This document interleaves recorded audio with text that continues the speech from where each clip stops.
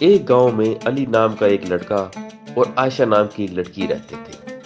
دونوں ایک ہی کلاس میں پڑھتے تھے، لیکن ان کی شخصیتیں ایک دوسرے سے بہت مختلف تھیں۔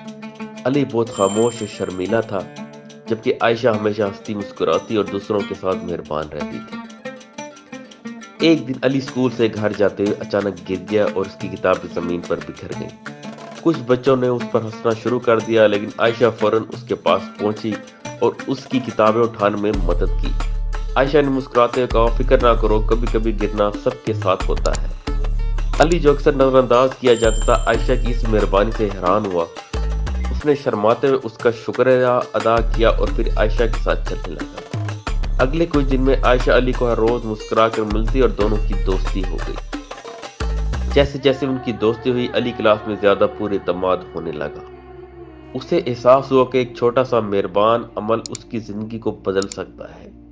عائشہ سے متاثر ہو کر علی نے فیصلہ کیا وہ بھی دوسروں کے ساتھ اس طرح مہربان رہے گا۔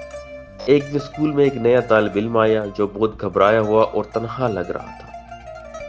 علی کو عائشہ کی مہربانی یاد آئی اور وہ اس نئے بچے کے پاس گیا، اپنا تعارف کرایا اور اسے اسکول دکھانے کی پیشکش کی۔ نیا طالب علم مسکرایا اور علی کو یہ دیکھ کر خوشی ہوئی کہ مہربانی کا عمل کتنا مثبت ہو سکتا ہے۔ علی اور عائشہ کی کہانی ہمیں سبق سکھاتی ہے کہ مہربانی کا ایک چھوٹا سا عمل کسی کی زندگی میں بڑا فرق ڈال سکتا ہے۔ ایک معمولی سا خیال اور ہمدردی کا اظہار دوسروں کے دلوں میں ہمیشہ خوشی اور محبت پیدا کر سکتا ہے۔ اس لیے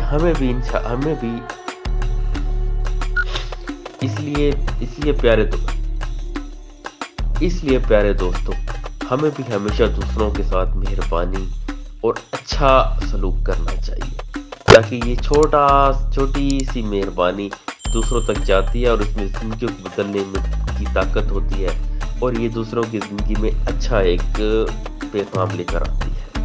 امید ہے دوستوں آپ کو میری آج کی کہانی پسند آئی ہوگی۔ لائک، شیئر اور کمنٹ ضرور کیجیے گا۔ اللہ حافظ۔